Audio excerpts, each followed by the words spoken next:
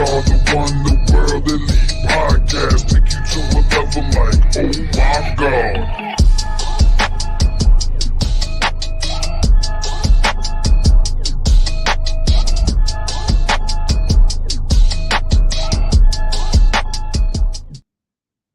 Yo, happy Halloween Eve, everyone. We are the Heister Pot of your weekly unfiltered wrestling and entertainment.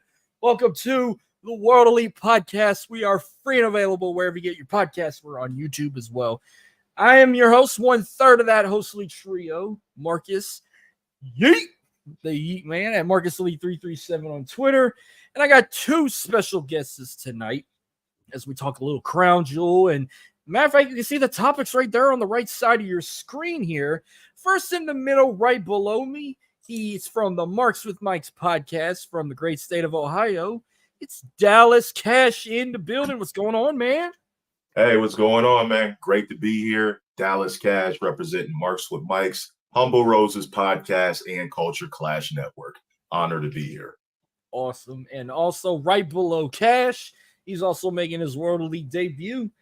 Also, another wrestling podcast in the great state of Louisiana, not far from us. Please welcome to the show. You can check out his show, the Belly to Back Wrestling Podcast. It's Mr. Blaine Arceneaux. What's up, man? Hey, what's going on, Yeet, man? Thanks for having me on, man. It's an honor. Oh, hey, happy Halloween Eve, guys. I mean, they got trick or treating going on down tonight because we're supposed to get 80% chance of rain tomorrow night. So they're doing all the trick or treating tonight. So where do we want to start here? You know what? Let's go from the top here. Well, first, tell me a little bit about yourselves. Tell me a little bit about y'all shows real quick before we get going. So with Marks with Mics, obviously you've been on there, Yeet Man. We are basically a fun-loving podcast. We're pretty laid back and chill. With Cheech and JT and Just, we pretty much just make it a fun podcast to be. It's kind of like being at a lounge. With my podcast, the Humble Roses podcast, we are dedicated to highlighting the underrated and unsung heroes in professional wrestling. And not only that, we also highlight people who don't necessarily get the credit that they deserve in different areas, not just pro wrestling. So it's also dedicated to bringing fans up on the panel to have their say. Is like how I'm a guest right now. I've had up to 10 fans on a panel, and we definitely keep it in line and respectful. Awesome. What about you, Blaine? Tell us a little bit about your show. Now that I can recall now 2 wrestling podcasts in our state. They got your show and this one, but tell us a little bit about yours. Like you mentioned earlier, we brand new. We never had our first show yet, but it's just 4 guys, myself, Travis, Derek, and Rich. We just wrestling fans. Just every PLE we get together at a house, we cook, drink beer, watch wrestling. I've been a wrestling fan since I was knee high. So just we love the entertainment. We're just trying to give back to the community like y'all guys. That sounds like an American dream. I don't think we've really ever had like a cookout and get super drunk like we would do for like football games and World Series and whatnot. We never really did that for WrestleMania or anything like that. We just sat there and looked like lazy bums watching it. Yeah. Or I found a better way to watch it. I just do watch-alongs. I just get on a PC like this. What's up, Jordan? And we're all on a screen together watching it. Some of us might be a couple seconds ahead of others or behind others. But it's so fun and entertaining. But, well, I mean, do you guys watch it all? I mean, do you guys watch a little bit of TNA or AEW, Ring of Honor, NXT, or you just stick with WWE? So with me, I unfortunately watch everything. To the point where I have even gone back and I've watched WCCW, Wrestling Classic, AWA, a little bit of NWA. I'm just kind of almost caught up on Smoky Mountain Wrestling as well. So the only thing that I kind of veered away from was Stardom, and I want to get back to Stardom. All right. What about as far as me, and right now it's mostly WWE. I dabble in TNA. I'm getting more into it. TNA, it just I never was a fan of TNA, so I don't know anything going on with TNA. I know what the Joe Henry experience and all that, but other than that, I don't know too much about TNA. And that's about it. But other than that, wrestling all the way. I've about watched it. I watched about it all as I got started with WCW as a kid. Then got really hooked on WWE. Wasn't really an ECW guy, but I have watched it. I really liked TNA. I watched it from 05 till about 2013. Then I tried to catch it ever so often. I didn't watch a lot of Ring of Honor. I didn't watch a lot of like MLW or something like that. I did get into AEW when it first started, and then it's like it's been so bad. I just can't even watch it anymore. But and NXT, I've watched NXT since it launched on the network 10 years ago, and yes, it had its ups and down years, especially with the 2.0 brand, or I call the Living Color, or I think Marks and Mike said at one time the Living Color edition, where it was all the rainbows and everything.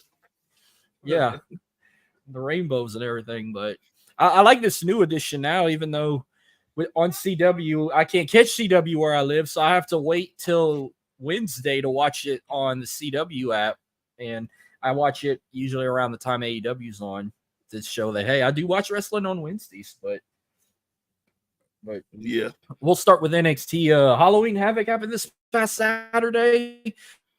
I thought it was a fantastic show. There was nothing really wrong with the card. They did crown a new champion. I know Fallon Henley won the women's North American title over Kalani Jordan. Trick Williams retained his title from Ethan Page. They also had Tony D'Angelo retained his North American Championship against Obafemi. What else they had? The ambulance match with Andre Chase and Ridge Holland was a hell of a match. The tag match, Stephanie Vaquer and Julia against Roxanne Perez and Cora Jade. The whole show was good. I thought there were more matches, but there was only 5. I thought it was a fantastic show, and then it ended with Bubba Ray Dudley coming in the aid of Trick Williams attacking Ethan Page and Ridge Holland, and then they just announced next week when NXT goes to Philly at the old 2300, Bubba Ray's teaming up with Trick against Ridge and Ethan Page. Give me your quick recap on NXT Halloween Havoc. So with NXT Halloween Havoc, this was pretty much the premiere show to showcase a lot of the talent before they move forward and, stand and deliver. When they get to stand and deliver, it's going to be a very stacked card. I will say that the dry spots for me, particularly with Ridge Holland, I think that with Ridge Holland, there's still some room for development. It seems like he's on the cusp of getting to that point where he needed to be back before the incident with Big E, but I don't feel like the crowd is really connecting with Ridge like they should be. With Julia and Stephanie Vaquer, the way where they picked up off of, they've never missed a beat. Cora Jade selling her ass off. Roxanne Perez, incredible as always. I'm looking forward to Lola Vice versus Jada Parker at the ECW arena. It's giving me Hardcore Heaven vibes. It's giving me Guilty as Charged vibes. It's giving me November to Remember vibes. Specifically, this is the premier pay-per-view that is going to put more eyes on the product because they have an opportunity to get down and dirty and tell some more stories that are romanticized with the hardcore element of professional wrestling. Now, with Andre Chase and Ridge Holland, match could have been better. Trick Williams and all ego Ethan Page could say the same thing, but overall, I think it was a solid pay-per-view. Everybody got to show their highlights. The only couple of lowlights didn't take too much away from the match. Like, I thought Obafemi and Tony D'Angelo was going to be a barn burner, but it still was a relatively decent match. But the chemistry between them kind of like fizzled out a little bit. So overall, I give that pay-per-view, Halloween Havoc, like a C+, B- level. Not too bad, not that good, but good enough to where there are some positive elements to take from the show. Okay. What you got, Blaine? For me, to be honest with you, I haven't watched it, so I was waiting to hear y'all take on it to fill me in. I was out of town, so I couldn't be able to watch it, but I seen some highlights that really intrigued me on for the future for sure. Oh yeah, no. I feel like they did so good bringing back the spin the wheel, make the deal type show. I feel like it'd be a lot better if they bring back that blown up pumpkin bat that everyone loves so much. Yeah. Oh yeah, definitely. Go ahead. I'm sorry. Oh no, I was gonna say, what did you think of some of the costume attire some of them people had? Like the ring announcer was Beetlejuice. That was pretty cool. Freddy Krueger's Andre Chase, Rich Holland with I thought the costume lore was pretty good. I mean, I'm not gonna lie, like the cosplaying element of wrestling has always been there, but I feel like it's been picked up a notch as we've gone further into the millennium. And that's what intrigued you about wrestling. I didn't mean to cut you off, but that's what intrigued you about wrestling.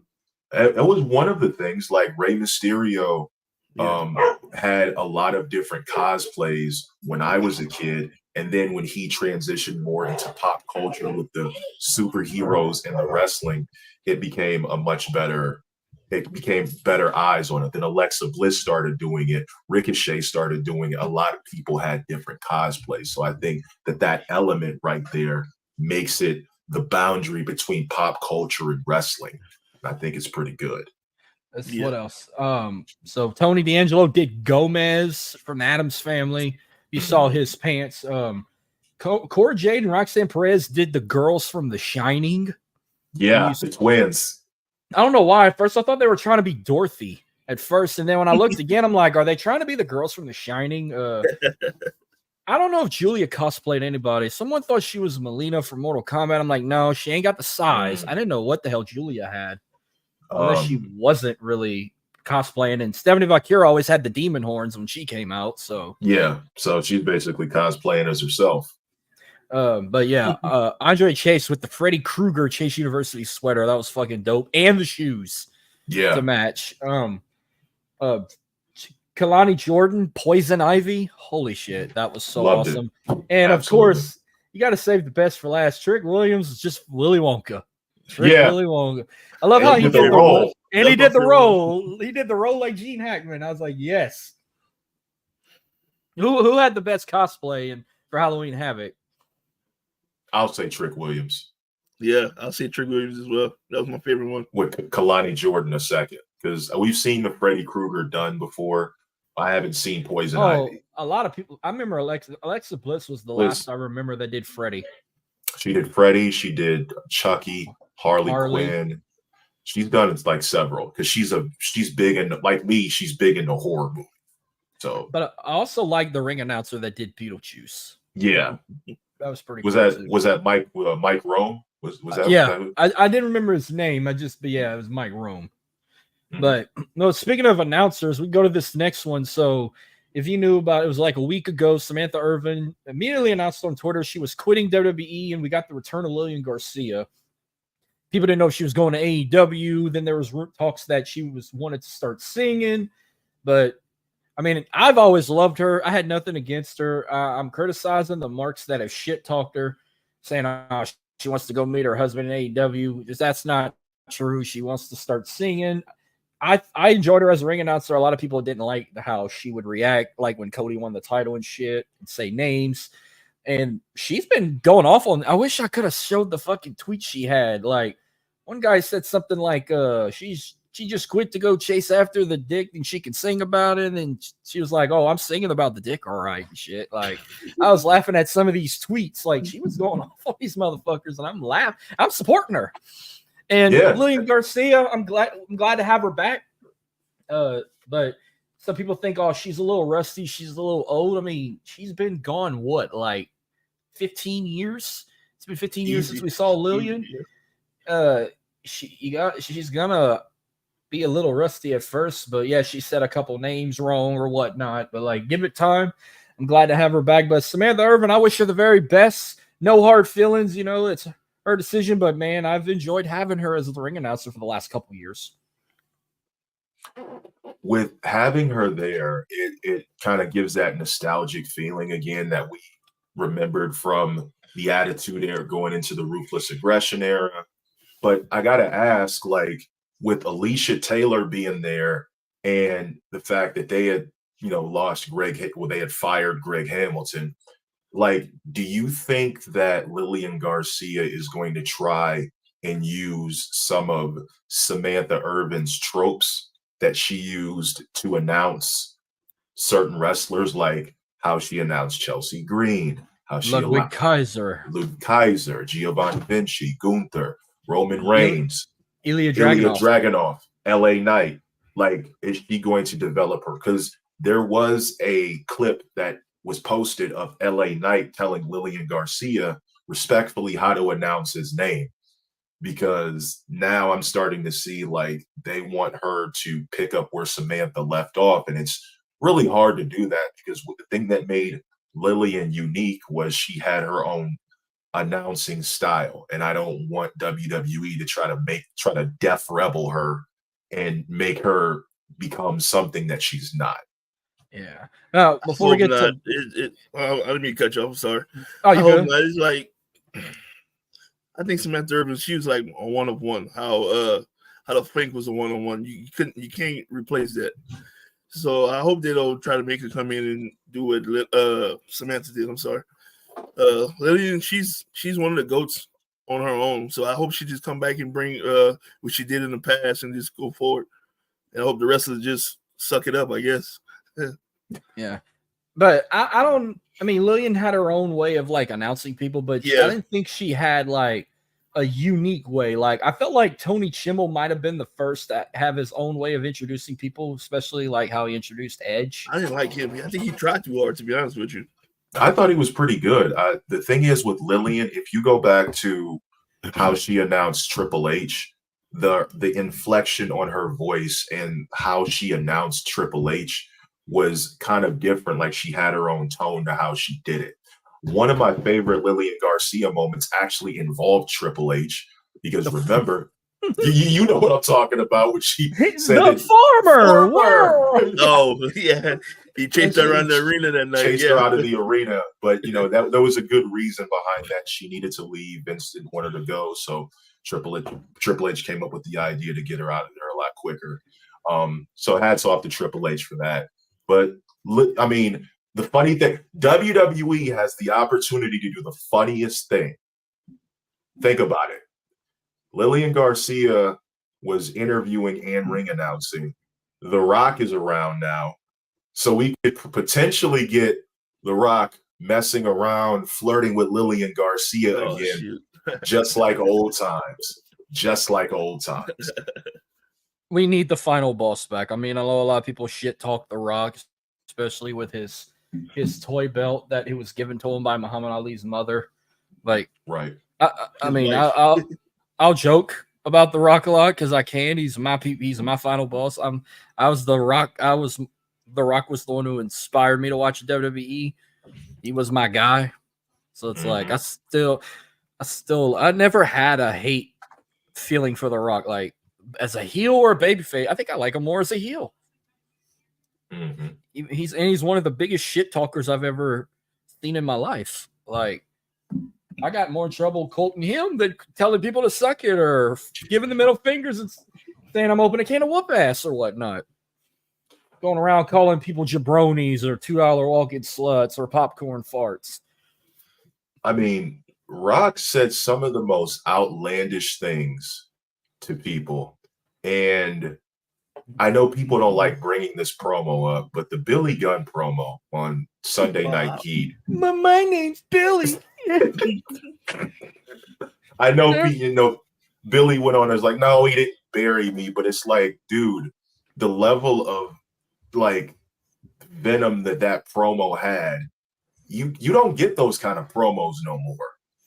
You get like a fraction of it with like how Gunther is doing and kind of like what MJF was doing during his time period, but you kind of don't get that level of promo because it was on a throwaway show, and he just gave a legendary promo away on free TV on a legendary show.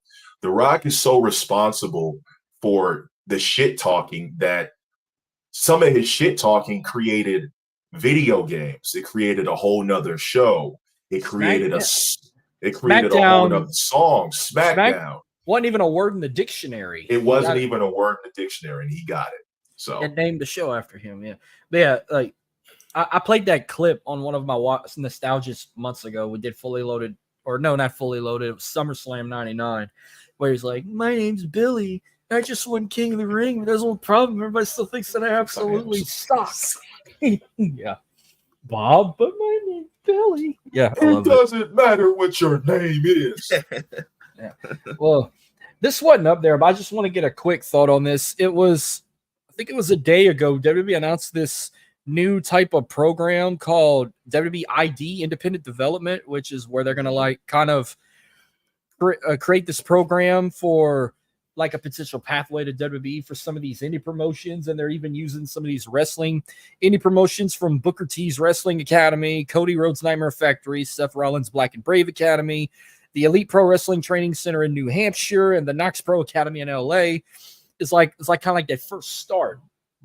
So that means Vince is back in the fucking mix. Vince has a lot to do with this. And I like this idea, but it's like, as long as it keeps Vince off of television, I don't give a shit if he's involved. I just don't want to look at his fucking face again. Some people already wish he was dead already, but he's like Michael Myers. He's never going to die. He's the shape. Essentially, I'm sorry. But what's your take on this new thing coming for the future? Essentially, I'm a baseball coach, so essentially, I see it as like road to the show, minor leagues before you get to the big stage. I think it really will work.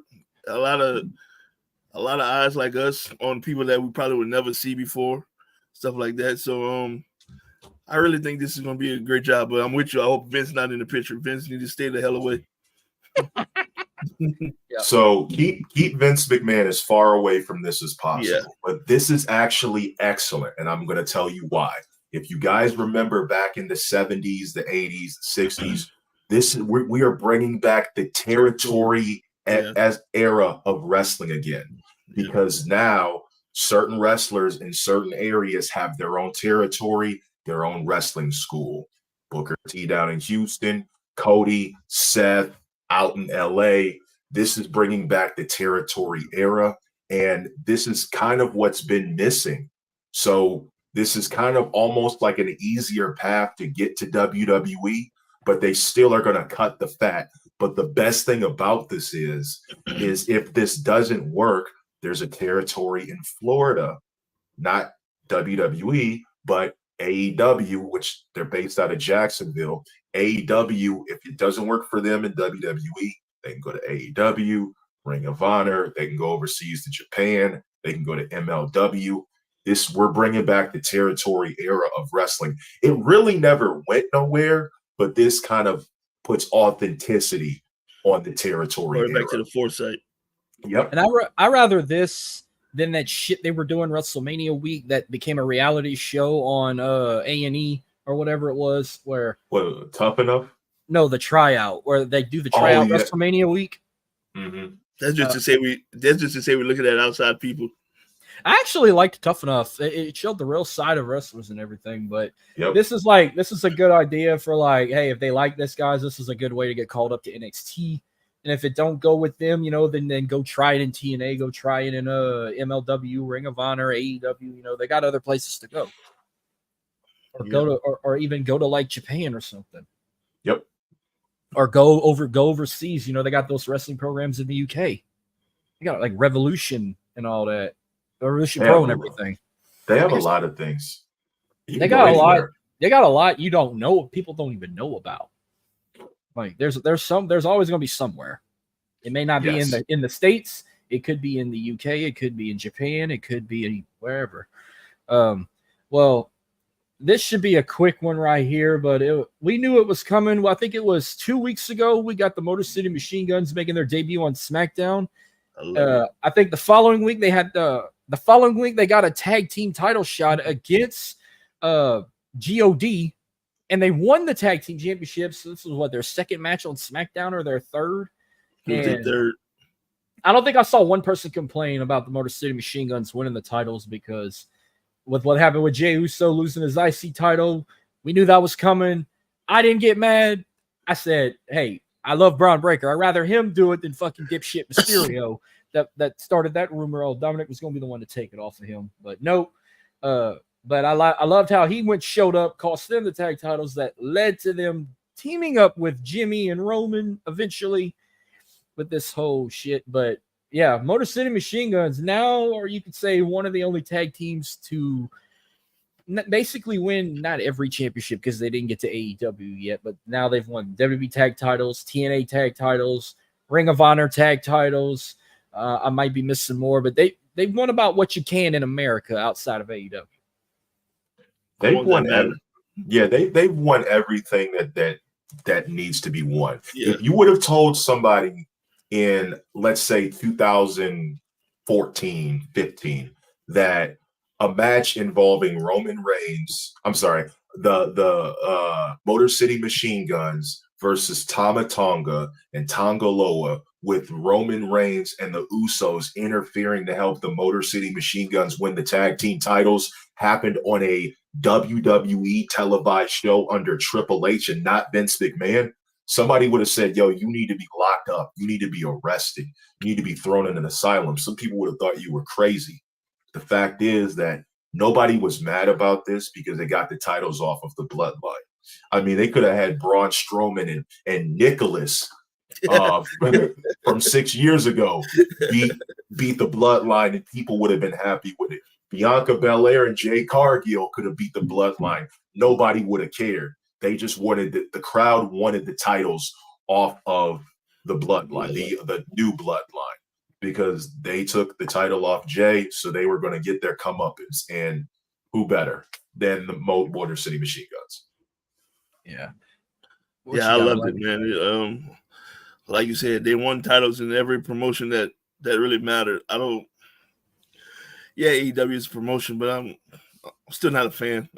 I guess I don't recognize it just yet, but it was a long time coming. But the Machine Gun and they all just look good together in the WWE arena.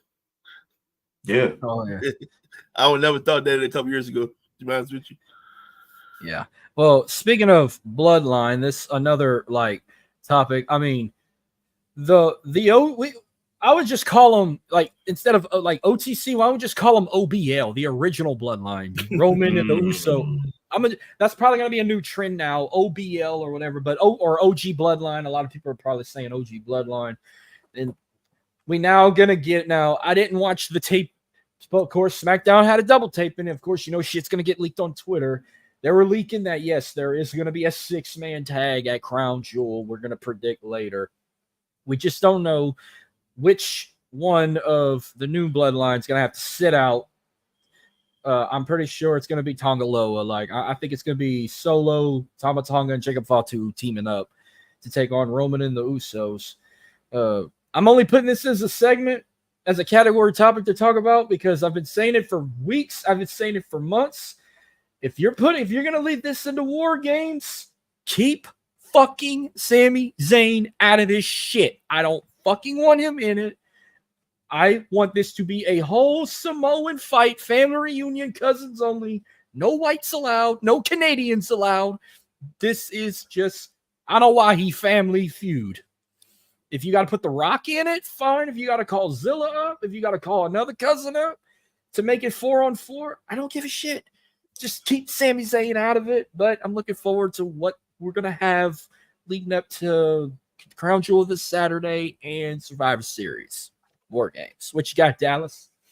So my thing is that with the bloodline, Sami Zayn was an integral part of it in, I'd say, 2022, 2023-ish, but he can be left out, but because of the impact and the fact that the story did go on a skyrocket once he got involved, it was already up there. He just added more to it. He benefited probably the second most out of anybody from the bloodline. Yeah. Because of what happened after and what it led to. But if he's left out of it, that's fine. But he is going to play a part in the storyline. Now, if they're doing a War Games match, this is what I would do. Let's make it Roman Reigns and the Usos with, stay with me here, The Rock against Jacob Fatu, Solo Sikoa, Tama Tonga, Tongaloa. 4-on-4. Yeah, I would love that. That would be, because all you need to add is The Rock. Exactly. That's what I want. And then here, this is what we're gonna do. He zoomed in. Because I zoomed in. This is what we're gonna do. Listen to me closely. The Rock in the middle of the match is going to turn on Roman Reigns, rock bottom him, solo pins, 1, 2, 3. And then The Rock aligns with the new bloodline, saying that he was the one calling the shots after WrestleMania 40. That's why everybody started showing up after Roman left. He's the higher power. You can say the higher power of the bloodline. Not even exactly, but here's the best thing. In 2004, The Rock was granted the title of High Chief by his people. This is a legit title that The Rock was granted. So they have to refer to The Rock as High Chief when they greet him. So that instead of being the final boss, he could transition from the final boss into the High Chief. And the tribal chief would answer to the High Chief.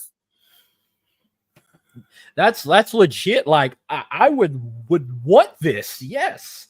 And then we get Rock and Roman at WrestleMania 41 because Rock would take the title off of Cody at the Royal Rumble. Roman wins the Rumble, and you're gonna do the match that you guys should have fucking did at WrestleMania 40 without having Cody win the Rumble. It should have been Rock and Roman and Cody. I still stand by that. The opportunity is there. Get Cody out of there at the Rumble.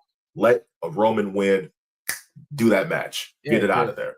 They've been skepting that, oh, we're going to get The Rock versus Cody night 1, and then maybe Rock and Roman night 2, where they were talking about Roman and Solo at Mania. People don't know what's going to happen. I mean, we still got all that going on. But Blaine, what's your take on all this, man?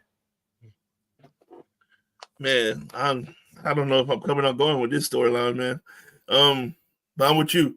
Keep Sami Zayn out the damn picture. He don't belong. He doesn't belong. But I throw you a curveball. Well, y'all might see it coming.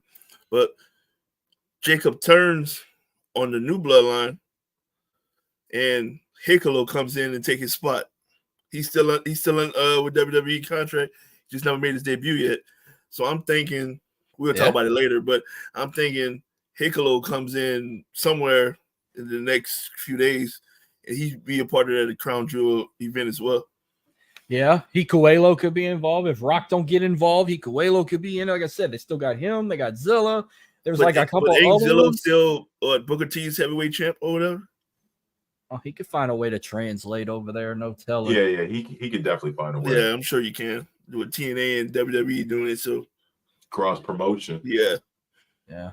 Well, let's jump to TNA real quick. I'm gonna keep this short and sweet. I didn't really watch Bound for Glory. I forgot about it, but I did see some highlights. It looked like it was a fantastic show, but I figured it was a big fucking letdown because you had Joe Henry lose to Nick Nemeth thanks to fucking JBL, which I don't understand this damn last outlaw gimmick. JBL popping up different territories, taking out random guys, and now he comes to TNA, takes out Joe Henry, costs him the title.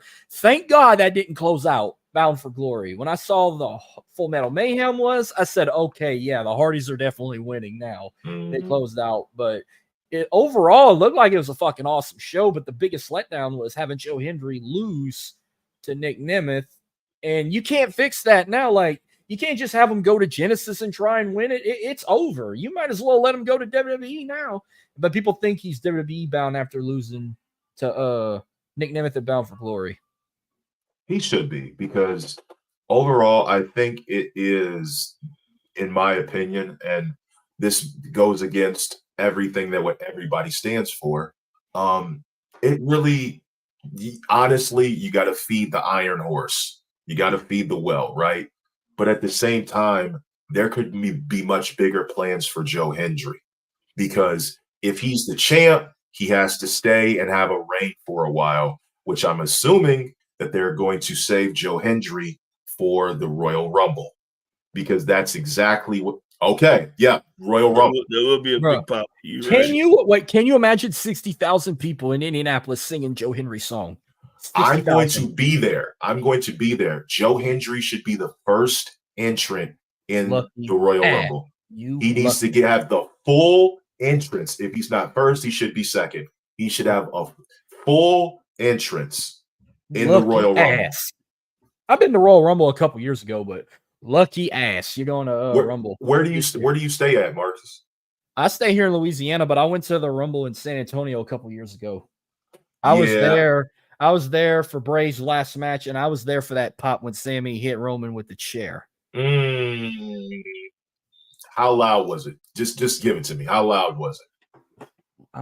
That was before that. I thought the loudest pop was Stone Cold Steve Austin coming out to Dallas to either fight KO or even Stun McMahon in Theory, or when Cody came back to WWE. That was a big pop too that weekend. But the League of Nations pop was good too. I didn't go that year. I went in I didn't go in 2016. I went to WrestleMania in Dallas in 22. But no, I'm in Southwest Louisiana. I'm in between Lake Charles and Lafayette. But that was a hell of a 6-7 hour drive to San Antonio, about the same distance going to Dallas. Now, like Dylan said, I was supposed to go to this Royal Rumble in Houston, because I'm super close to Houston. He was there when Edge came back. Oh, I cried. I was supposed to be there. Oh, I cried too. Well, I was already going through a rough time because we lost Kobe. I almost lost my dad that day. And then Edge happened. And I'm like, I could have fucking been there. Nothing's going to replace that. But then I was able to go to like a couple other shows a few months later or a couple years later. I was at not WrestleMania. I've been to 5 WrestleManias, but I was at SummerSlam this year, and I was like, dude, I think Roman's return, the camera does not capture Roman's return at SummerSlam the way it should have. Like, it captures it, but being there in the thick of the crowd, I have never heard a reaction like that before. That was my birthday weekend. SummerSlam. Oh, happy birthday! Yeah, man. The way the layout was the stadium too. Yeah, the little rock star stage, like yeah. It was everything, man. And it was only 30 minutes away from my house. Like, best money I spent. So I went to 4 WrestleManias. I went to 25 in Houston. So I was at Taker Shawn's match. I was at both Manias in New Orleans. So unfortunately, I saw the streak end, and I saw Daniel Bryan overcome the Authority. And then I was at 34, I was in there for 7 hours. 7 hours of a 2-hour kickoff and a 5-hour Mania, too damn long. And then I was at 38 in Dallas, which I did everything that whole weekend. I went to Supercard of Honor. I saw the Briscoes versus FTR, best tag match I ever saw. I was at Stand and Deliver, and I was at night 1 and night 2 of WrestleMania in Dallas that whole weekend. And I went to For the Culture. I got to see Shane Taylor Promotions fight. Who did they fought AJ Francis and them's little faction. Oh, first class. Yeah, we went to For the Culture because we interviewed Shane Taylor Promotions, all of them one week at a time, and then we went up there and watched it. But I didn't. Where I watched it, I was a little far away, so I wasn't like at ringside or nothing, which it wasn't even barricaded off. But that was the only GCW show I ever went to. It was For the Culture. It was a fun show. It was a fun show. I was at WrestleMania 23. I was in high school when this WrestleMania happened, so I snuck out when I wasn't supposed to. Told my aunt, I'm just going to a friend's house for a weekend. We went to WrestleMania. I was at 23, 24, which 24 and 28, and 33, and then I snuck up to 29. Like, I called off my job and snuck up to 29, but not knowing that my supervisor was going to be there too. Luckily, he was in a different section than me, so he didn't see me. Yeah, that was. It's going to be hard trying to find a go show to in the near future. I know Raw's coming to Houston December 30th, but the tickets are so overpriced. It's ridiculous. I'm going to just skip it. Waiting for them to come back to Louisiana if they do something. But other than that, I think the last WWE show I went to was the Rumble in San Antonio. But I've been to 2 AEW. I went to 3 AEW Dynamites. I went to 2 in Houston and one. The only one they did, the first one they did in New Orleans. Not the second one. I went to the first one. We saw Joe win the TV title against Minoru Suzuki. We saw Ricky Starks team up with Hobbs and they beat Swerve. I forgot who fucking Swerve team with. Oh, Dylan could tell you that. Like, I didn't remember much. Guess I'm trying to forget AEW lately, but well, I'll keep my comments to myself about AEW. Yeah. It's a carbon copy. Carbon copy. Well, before we get to the predictions, I'm going to ask you guys your opinions if this is how they're going to do it. So this Crown Jewel Championship, I think this is something you can. I guess it's something that's going to happen once a year where WWE Champion and World Champion go head to head, and if you basically like saying who's the champion of champions, if you win it, you don't defend it the following year. It's just a match they do once a year where Raw's champion versus SmackDown's champion meet once a year, basically. Okay. Well, No, I was asking y'all if that's what y'all think this Crown Jewel Championship means. Honestly, to be completely honest, I think the Saudis asked for something like this, and I think this is kind of a way to honor their show.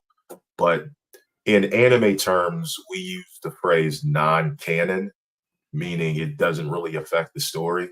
Like, this is a unusually useless title that can be just really thrown away. Like, if you win, it doesn't necessarily mean anything. Trophy.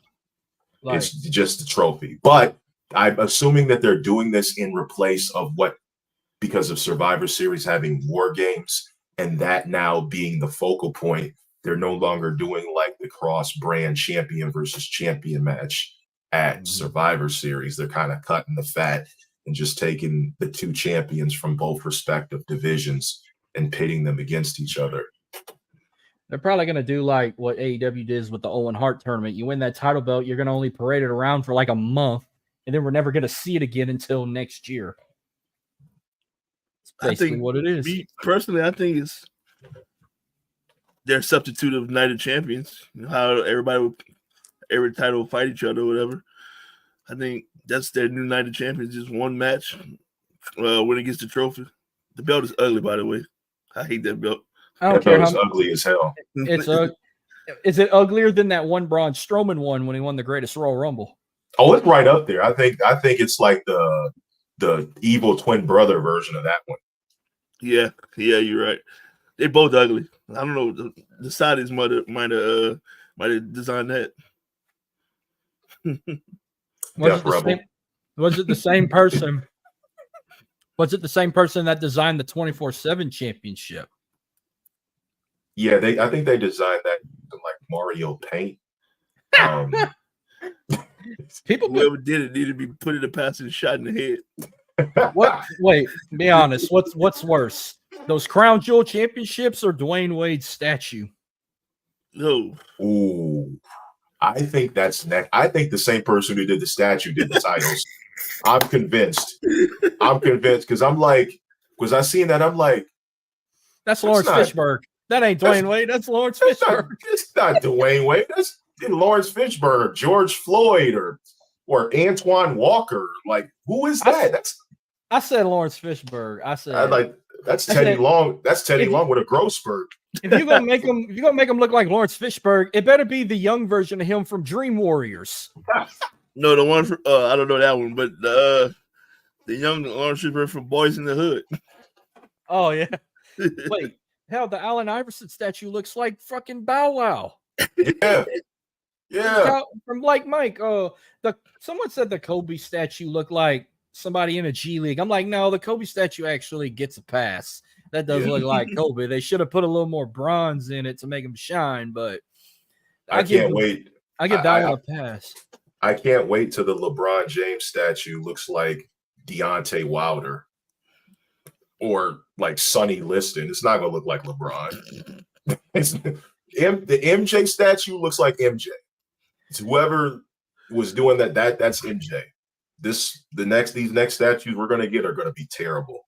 I don't know. The Dirk Nowitzki statue, his face, he looked like a werewolf. I mean, I like the pose. I like the pose they did, but it's like you look at his face.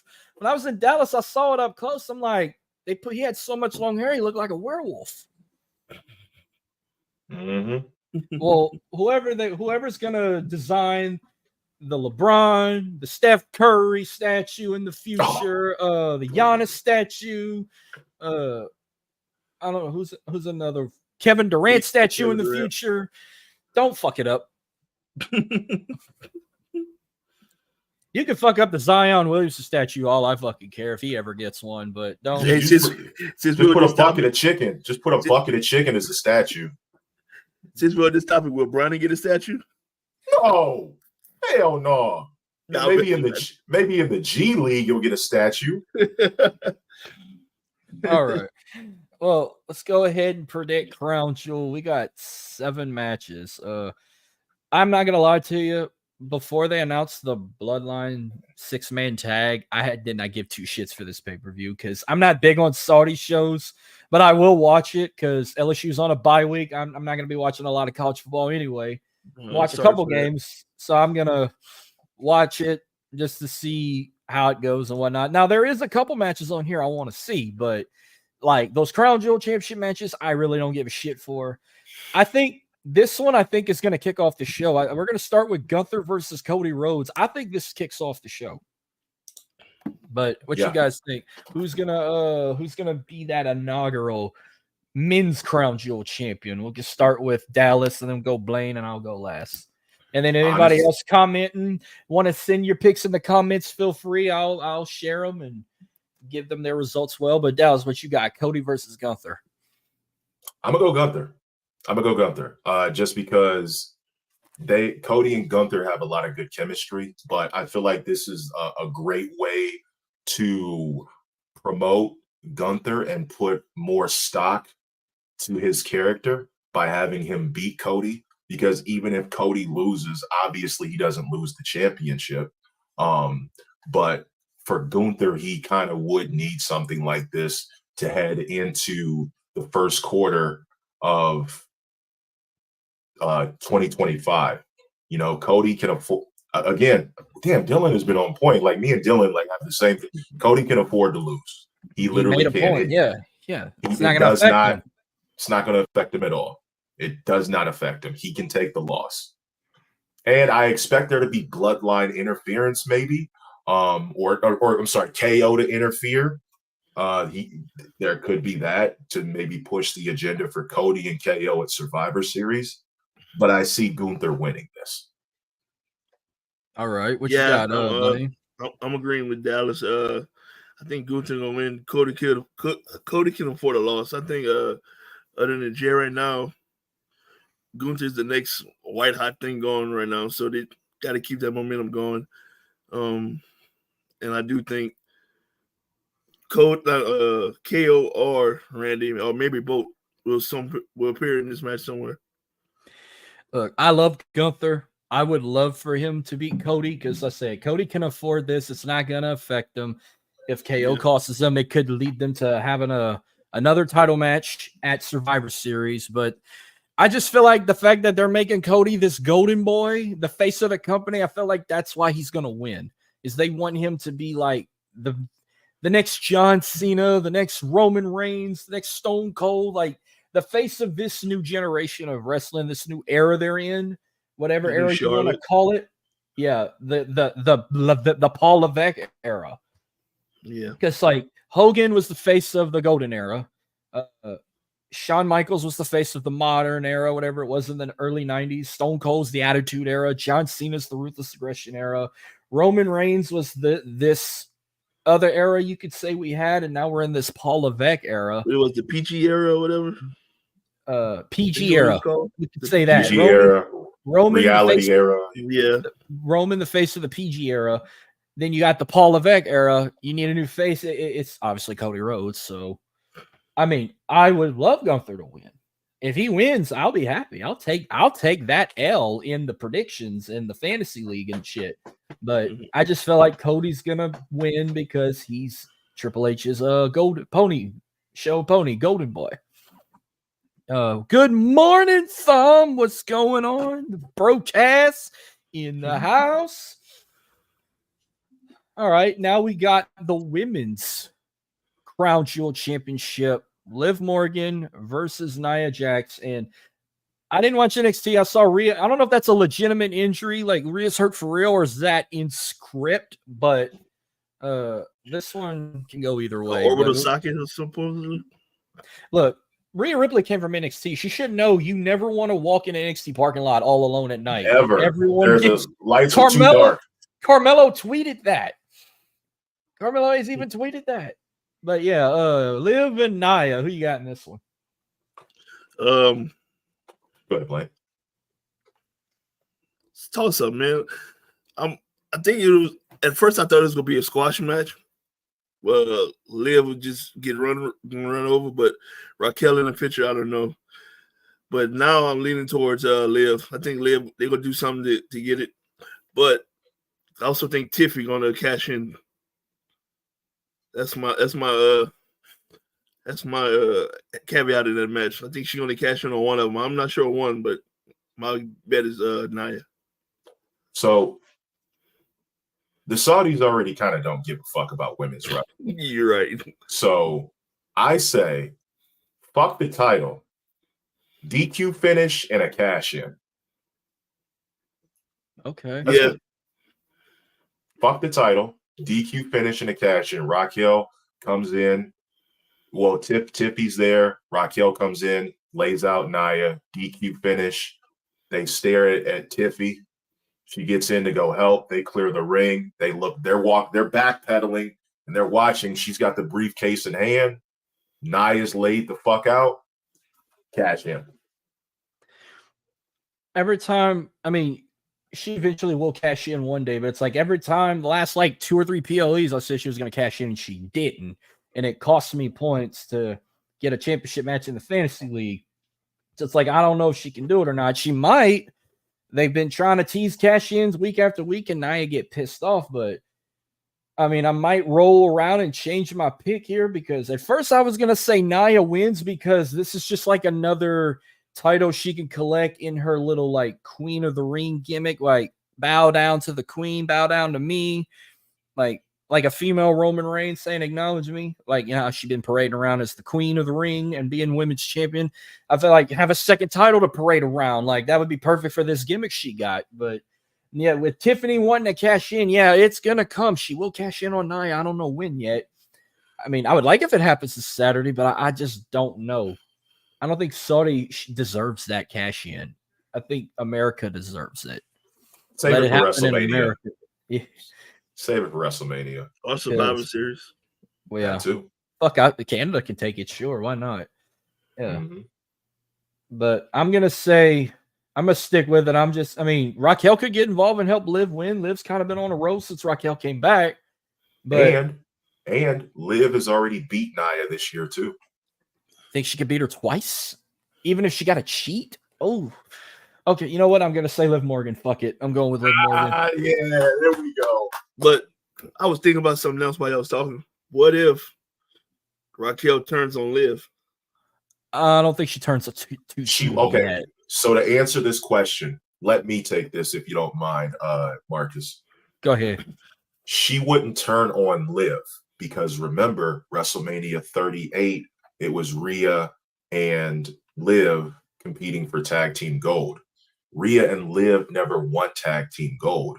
However, Raquel and Liv did win tag team gold, and Liv never did Raquel wrong. However, if she's going to turn on anybody in Judgment Day, it's going to be Dominic Mysterio. And I'll tell you why. Let me take you back to Payback 2023.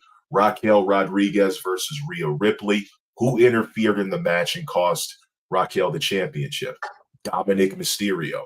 So if you notice, Raquel still has a little bit of resentment towards Dominic Mysterio. Like she's helping, but you can tell she ain't feeling it all like that. So if the Judgment Day does implode, it'll be from Raquel Rodriguez, who was basically an outsider that they just let in, turning on Dominic because he cost her a championship opportunity. Because the last time somebody in Judgment Day cost another member a championship opportunity, it was back and forth between Finn Balor and Damian Priest. That's a good point, right? He just made everything seems so easy. Oh yeah, I mean, you made me change my pick. I had posted earlier in the week, and I'm not complaining. I mean, he stated a fact. Yeah, you're right. He pulled a not so fast on me. He pulled a Lee Corso. So, all right. Next up, we got one of two or three. I'll say. At first, the only match I was super hyped for, because how the hell is this not a no disqualification or a last man standing or something? We got Seth freaking Rollins versus Bronson Reed. Yeah. Blaine, I'm sorry. You go ahead with it. I'll come in right after. No, go ahead. I'm still trying to get into something real quick. Go ahead. Okay, so this is the perfect opportunity to legitimize Bronson Reed. Bronson needs to squash Seth Rollins in 8 or 10 minutes or less. It does not need to be competitive. It does not need to be a back and forth match. What it needs to be is Seth trying his hardest and getting absolutely decimated. He can afford to get squashed. He's a top star, and it would help make Bronson Reed. This needs to be complete and utter domination on Bronson Reed's side. Let Seth get some offense in, but I want to see Seth eat about 6 or 7 tsunamis before he takes the pin. I was thinking maybe one or two ways. One, excuse me, being the squash match that you just said, like have him do maybe 2-3 moves and then Bronson just kills him, or take it back to Attitude Era, non-sanctioned matches. Just anything goes, and then Seth just pull out the win. But I'm leaning towards the squash match. That's what I'm going towards. They need to have the fight start from the back and make its way to the ring. That's what they need to do.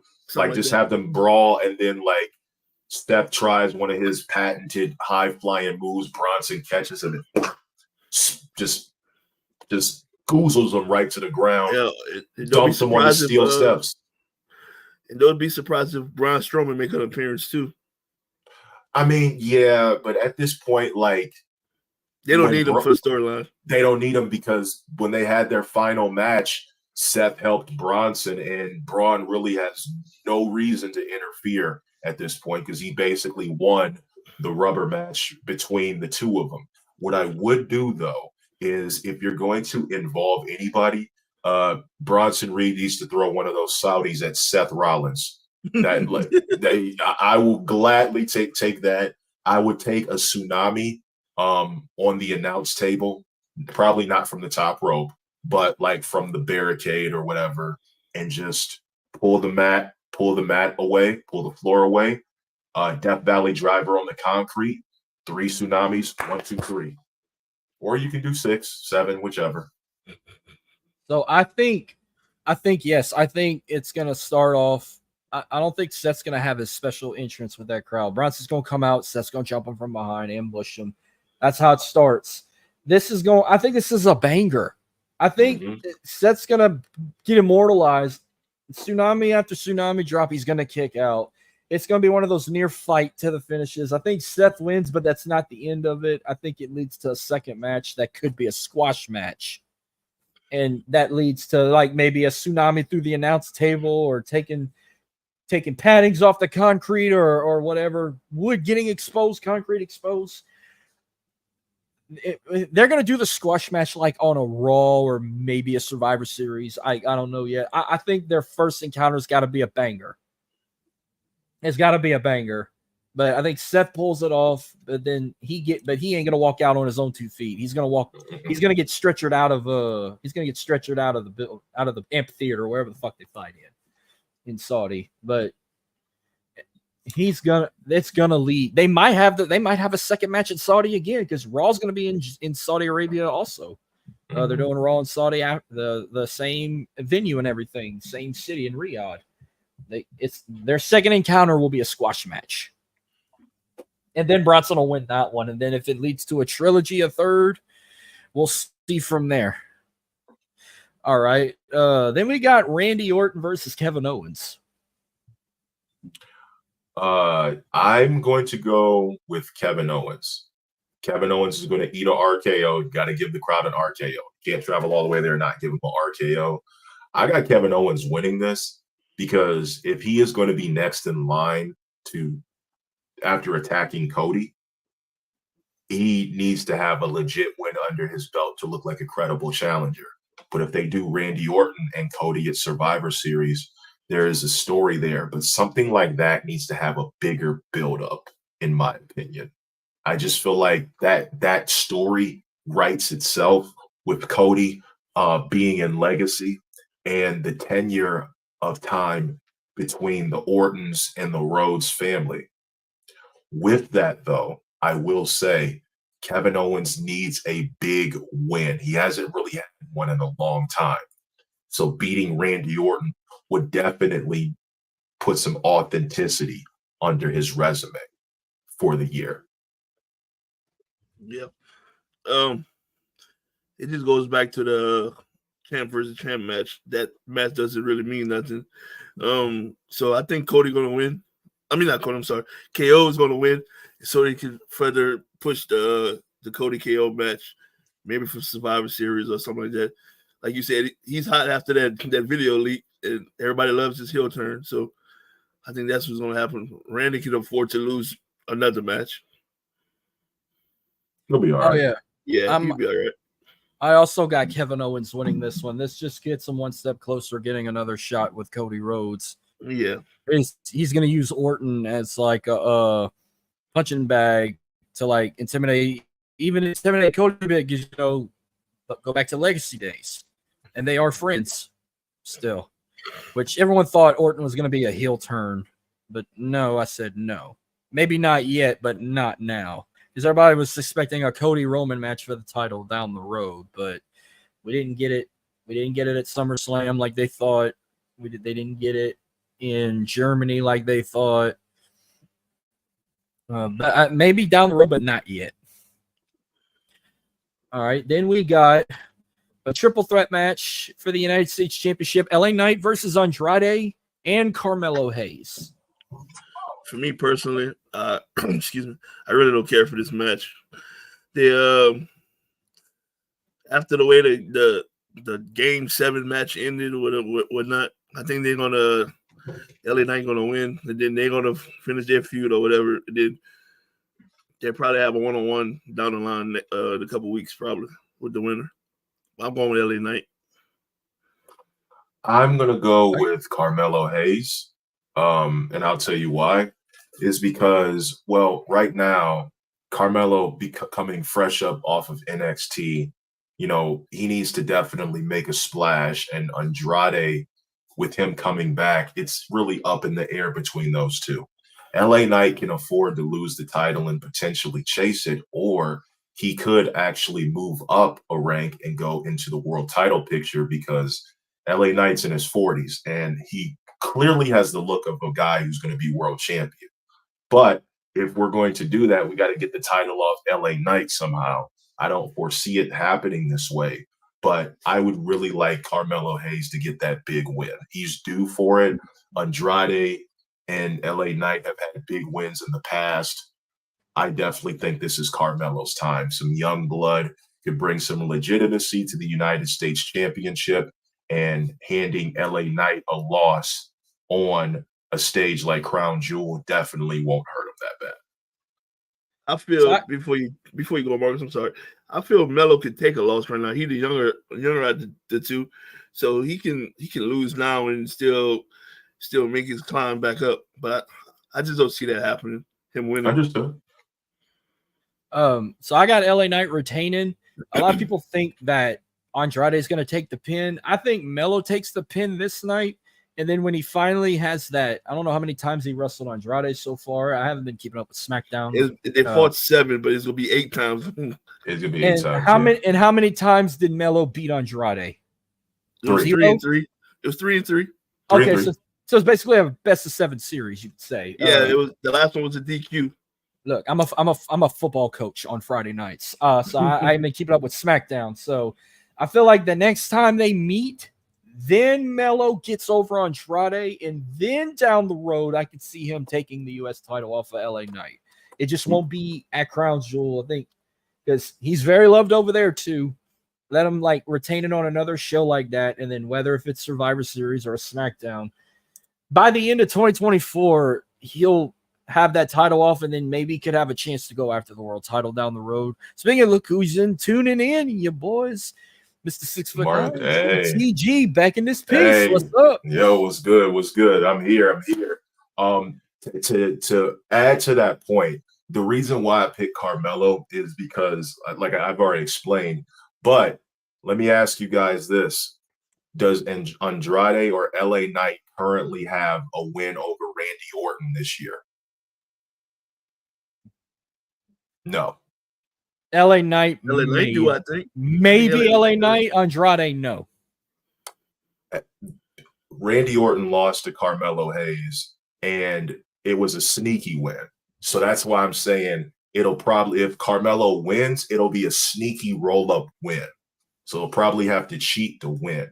So I'm thinking could be a win where Andrade hits his finisher, Melo throws him out, and steals the pin. Yep, it could be that. We've seen that same old song dance before several times. Yep. There will be some hickory dickory trickery going on. There will be some thievery in Saudi Arabia, and Melo won't lose his hand with the thievery.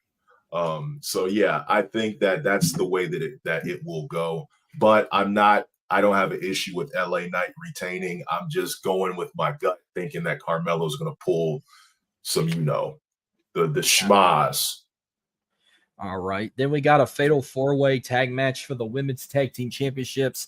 Jade Cargill and Bianca Belair defend against Damage Control's Kairi Sane and Io Sky, Metaphors, Lash Legend and Jakara Jackson, and Chelsea Green and Piper Niven. So you basically got 3 different teams from 3 different brands taking on tag champs from SmackDown, but I like it. Go ahead, Blake. Go ahead, Dallas. You sure? You sure? Yeah, you good. All right. So with this match, this is weird because all 4 teams are really deserving of this opportunity, especially with the champs retaining. But I'll tell you this, with the fact that we've already been teased with the possibility of Bianca and Jade Cargill at the Royal Rumble this year previously, they never touched in that match. They never touched. And this is a good way to kind of get that ball rolling because we want to see this match at WrestleMania. If they're writing Rhea Ripley off, because this is a butterfly effect, if they're writing Rhea Ripley off with the injury that she sustained at NXT last night, this basically has a lock in for Rhea Ripley winning the Royal Rumble to face Liv Morgan at WrestleMania 41.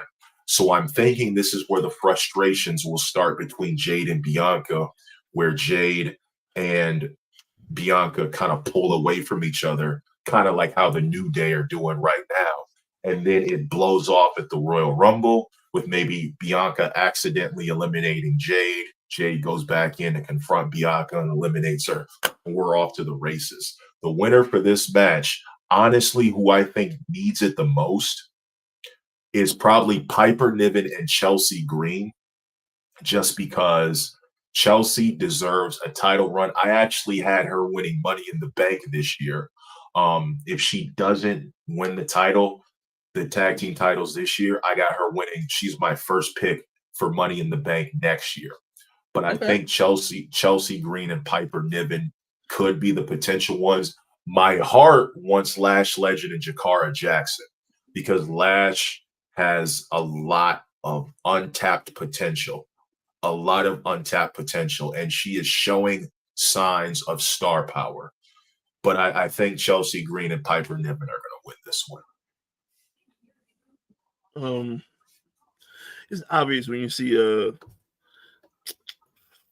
Bianca and Jade. There's money right there between the two. Yes. So I see them eventually breaking up, but I don't know if I see it now. Like, I don't know if one of the teams can like hold the tag division down. I think Lash Legend could. I think it's just too early right now. Like you said, Chelsea Green do deserve a title shot. I mean, a title somewhere, either a tag or a women's title. But I think I'm gonna go with Bianca and Jade to retain. That's what I'm going with. Yeah, and those two are my favorites. But I feel like they're gonna. This is where it's starting because they got to have a big women's division feud going into Mania. And if Rhea and Liv is going to be one, Nia needs somebody. I don't know who it's going to be, but Bianca and Jade could potentially fit on there too. I'm like Marcus. I don't think that them dropping the title is too big for Saudi. I think they need to drop it somewhere else. Well, I got Chelsea and Piper winning the titles. That'll kind of start the planting of the seed of a Jade Bianca feud like we've been wanting. Maybe like get a rematch down the road and they lose again, and that could lead. I think a Bianca heel turn, not a Jade heel turn. I think Bianca needs to finally turn heel for once because I want to see her as a heel. And then I think after Chelsea and Piper win, then Lash and Jakara could be the ones to take it off of them. Whether if it's like at an NXT PLE or NXT show on CW or so, it's going to be on something like that. I'm telling you right now, you are not getting a Bianca Belair heel turn. We are going to be waiting forever. You'll probably get a John Cena heel turn before you get a Bianca Belair heel turn. That same statue right there. He is the perennial black athlete that WWE has been looking for. You want that perennial black athlete, that squeaky clean athlete, and they have it with Bianca Belair. Now, I don't know if she's one of the top merch sellers right now, like top 5. I don't believe she is, but little girls admire her of all races, not just little black girls, of all races. But that heel turn is not going to happen. What you said about Bianca, I thought was going to be Jade. But wasn't she healed in NXT? Yes, she was. Oh, she was? Maybe it didn't work out. That's why. No. It worked out. But the thing was that when Bianca, in little NXT history, when Bianca had debuted in the Mae Young Classic, he was using the spear as her finisher. Once she had kind of once she had transitioned into the main roster, because she was officially signed on September 26, 2016. By 2018, 2019, she was one of like a top mid-level heel and was undefeated at that time. So she had her own undefeated streak, which was broken by Shayna Baszler. But in that time, she had challenged Rhea Ripley, who was the champ, Charlotte Flair, Shayna Baszler. All these women went on to become NXT champion. When she debuted in 2019 during the Raw NXT invasion on SmackDown and she attacked Dana Brooke and Carmella, she was a flat-out heel. At the 2020 Royal Rumble, flat-out heel. And then when she returned at WrestleMania 36, they tried to make her a heel, but then it was like, it's not working. Even during the pandemic, she had way too much fan support for them to keep her a heel. So then they kind of like transitioned her. And then when she became a face shortly down the line, going into the 2021 Royal Rumble, there was nobody more deserving of that spot than her. And then once she won at WrestleMania 37, off to the races. She's one of those Stone Cold heels. When Stone Cold was a heel, everybody still was loving him. I still couldn't believe that I forgot she was a heel that long ago. Yeah. because I loved her in NXT, and then I loved her when she first arrived, like when she main evented WrestleMania. I loved her and shit. That's why that's why she had the ponytail, whipping people with it. Now she Nah. really use it now. Now it's like the heel, the baby face is getting old. It's like I want to see something different. No, this whole girl is getting out of hand. And like I want to see her be an asshole. I want to see her just beat the hell out of Jade and be like, "Oh, you're nothing without me," or "You're here because of me," whatever.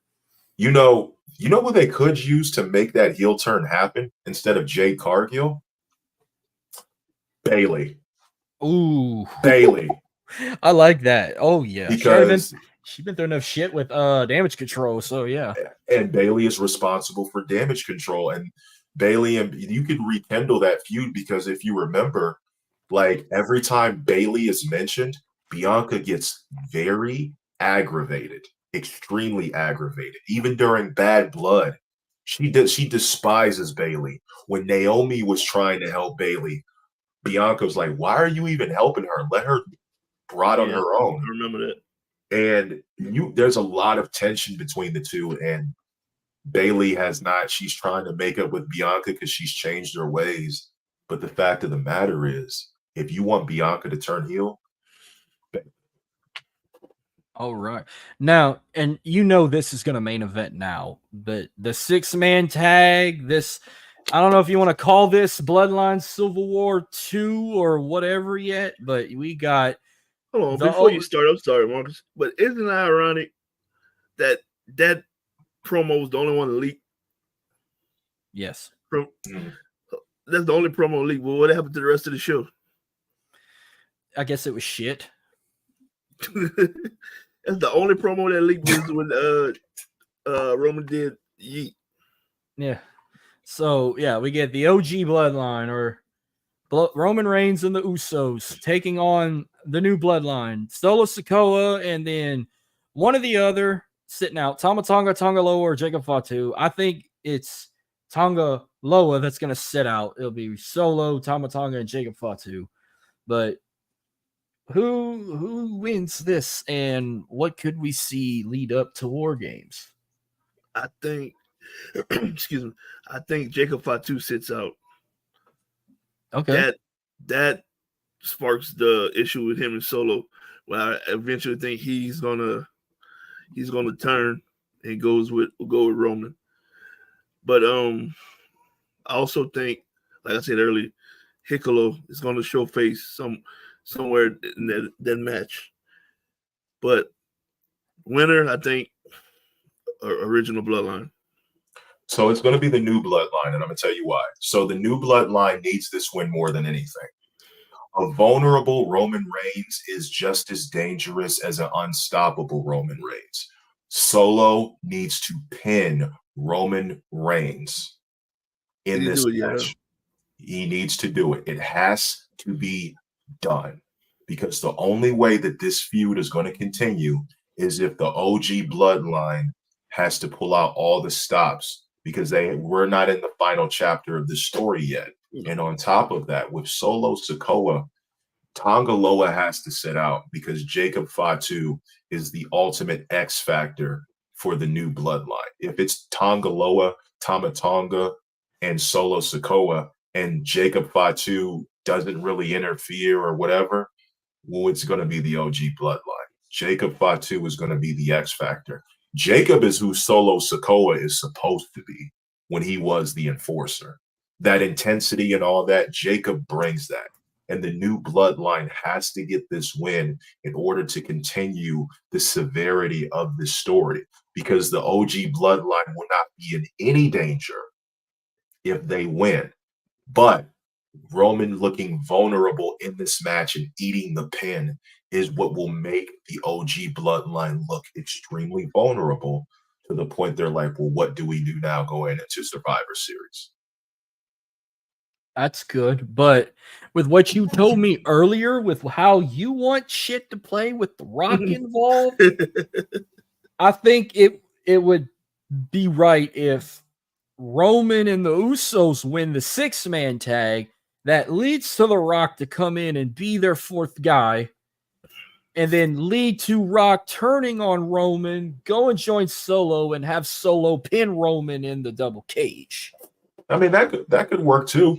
But even if the new bloodline if the new bloodline were to win, their confidence could be extremely high going into War Games, which if the new bloodline were to be like, oh man, we just lost this, we need extra help, then they call The Rock to come in and help them. And then that's when the turn would happen, because that's how I replayed it in my mind. Because if they win, it's like, okay, we don't need The Rock if we beat you guys without The Rock, but we need The Rock to beat you guys, which is why if they come in with The Rock and then The Rock turns, it's like, where was this coming from? Who could have predicted this? That's the only reason why. So it kind of works both ways. But if the new bloodline won, then OG bloodline could get The Rock's help going in. Rock turns, boom, we're off. Oh yeah. I got a question for y'all. Something's gonna give though, but I'm looking forward to seeing it. We've seen that the last SmackDown, Sammy and Solo talking. Where you think he factors in this match? Sami Zayn. I think Sami Zayn should factor in staying and fucking catering while this match goes on. I agree with you, but you know he's going to showcase somewhere. I agree with you. I think Sammy is going to be an integral part of this, and you think he's working with Solo, but he's really not. So I think he's kind of going to be the monkey wrench in the plan, but I don't necessarily know where this could go. So he also, like I said, he plays a big part in the story. But if I'm a betting man, if Sami Zayn is going to interfere, or if Kevin Owens finds out that Sami Zayn is going back to help the bloodline, there's going to be some trouble. And I think KO is going to be like, fuck that. Keep your ass back. There's going to be like 3 damn storylines mixed into one, because Cody's going to be in this fucking storyline too. But I keep Sammy out of it, and definitely I ain't got to worry about Cody being in this War Games anymore. He's going to go face Kevin Owens. But yeah, you're going to have 2 or 3 storylines in fucking one, or even 4 storylines in one with this bloodline shit. But hey, I'm saddled up. I am too. This is going to be fun. Excellent. This was fun tonight, and like I said, just this match and Bronson and Seth is the only 2 matches I'm looking forward to. Hell, I might even look forward to KO and Randy Orton as well. But other than that, that's all I'm looking forward to this Saturday. But it's gonna be something I'm gonna be tuning in. I'll be doing a watch along and whatnot with some other people. But thank you guys again for coming on. This was fun. Real quick before we go, let them know where they can find you on social media and all your shows. Okay, so you can find me, Dallas Cash, on Twitter at King Dallas Cash. I also help run the Marks with Mics Twitter account as well. Shout out to JT, Cheech, and Just Culture Clash Network in the building. You can find me on Instagram at The Humble Roses Pod. That's also Instagram and TikTok, both names. I also, Culture Clash Network, we have merchandise out right now with the following shows: Get Your Podcast, Powerbomb Jutsu, Marks with Mics, and Society Pop Culture 101. This is where you can find me. It is an honor being on the World Elite Podcast. It is more elite than those who claim to be all elite. And I am looking forward to being a guest on the Belly to Back podcast as well. And that is my transition into Mr. Blaine. We'll definitely have both of y'all on once we get it up and running. Like Hell I said, yeah. we brand new, so we haven't really started anything yet. But you can reach out. You can reach out to us at YouTube and Facebook at Belly to Back Wrestling Podcast. Oh yes, this was the first. I don't have a personal Twitter or anything, so I'm basically run those 2 pages with the rest of the guys that we got. All right, like I say, yeah, this is the first. But it's definitely not the last. These guys will definitely be back on in the near future, whether if it's an audio or a prediction show or Fallout or a nostalgia, whatever it may be, they'll be back again. But follow the podcast on Twitter at World Elite Pod. Follow them on Facebook, Instagram, TikTok. Subscribe to them on YouTube. Follow us there. But this was fun. Again, hope everyone has a safe and happy Halloween. Michael Myers is coming back. Mhm. Trick or treat, motherfuckers. I'm gonna grab some wings right now. To all women, if you know you're gonna get killed, don't fall like they do in Hollywood movies. Look, I'm not a racist or anything, but this to all white folks. Don't fall. Yeah. This is also to all white folks. If you hear a suspicious noise and you're the only one in the house, get the fuck out. Don't go run to the noise. Don't go check it. Do not announce yourself when you walk into the door. Also, white people, stay out of dark alleyways. Oh shit. Don't get in a car with. Oh, that's common sense. You just need to tell any kid that. You're trick or treating. Don't get in a car with a stranger. Have an adult with you. You know, get all the candy you can get, but do it safe. Look both ways when you cross the street. Have an adult will hold your hand. I don't give a fuck if you're 12 years old. You know, we want y'all to have a safe, happy Halloween because fuck, it's too hot down here. It's like 50 degrees up here. I wish I had what you had. It's 72 right now, but I mean, like, it was in the fucking 80s earlier. But we're supposed to have. We might have a cold front coming soon because we got all that rain coming. But man, this was fun. I will catch you guys again in the near future. For everyone, thank y'all for tuning in. Again, have a safe, happy Halloween. Y'all enjoy Crown Jewel, and we'll see you guys next time. Y'all have a good one. You too. Take care.